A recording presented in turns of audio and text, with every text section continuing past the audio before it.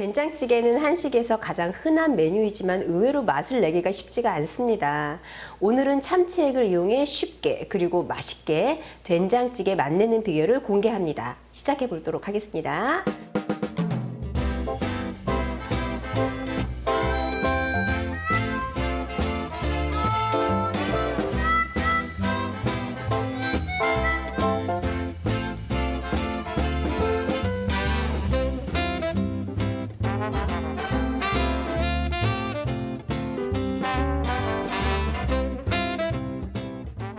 우선 밑국물이 굉장히 중요한데요. 밑국물부터 완성을 시켜보도록 할게요. 지금 여기 멸치하고요, 다시마가 준비되어 있어요. 멸치는 내장을 제거해 놓은 상태예요. 내장이 남아있으면 된장찌개 맛이 텁텁하고요, 또는 쓴맛이 날 수가 있거든요. 자, 냄비 준비하시고요. 멸치를 볶아내셔야지만 비릿한 맛이 제거가 되거든요. 볶아내실 때에는요, 불은 약불로 조절해 주시고요. 비린내가 올라올 때까지만 볶아주시면 돼요. 자, 냄새가 올라오네요. 그러면요, 물을 2컵 정도를 부어주세요. 자, 그러시고 다시마를 넣어주세요. 자, 한번 우르르 끓어오를 때까지만 일단 끓여주세요. 물이 끓고 있어요. 그럼 다시마는 건져주세요.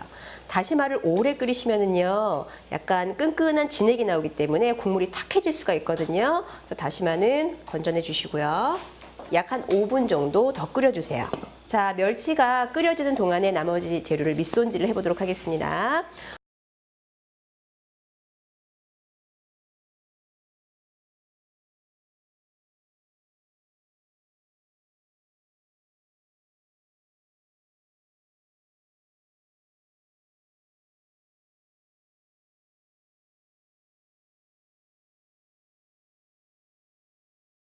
된장찌개에 양념을 만들어 보도록 하겠습니다.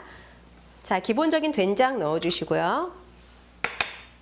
고춧가루예요. 고춧가루 넣어주시고요. 자, 고추장 넣어주시고요. 다진 마늘 넣어주시고요. 이때 김치국물을 소량 넣어주시는데요. 김치국물을 넣어주시면 된장 특유의 쿰쿰한 냄새가 없어진답니다.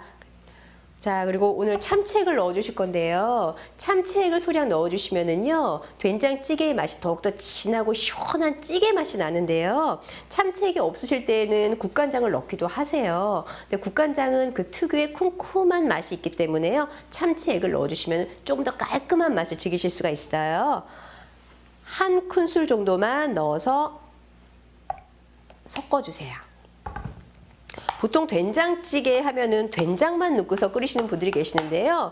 그럼 아무래도 한 2%는 모자른 맛이 나요. 그래서 찌개 양념을 이렇게 많이 준비하신 다음에요, 냉장고에 보관하셨다가 그때 넣고서 끓여 드시면은요, 조금 더 간편하게 된장찌개 맛을 즐기실 수가 있겠죠.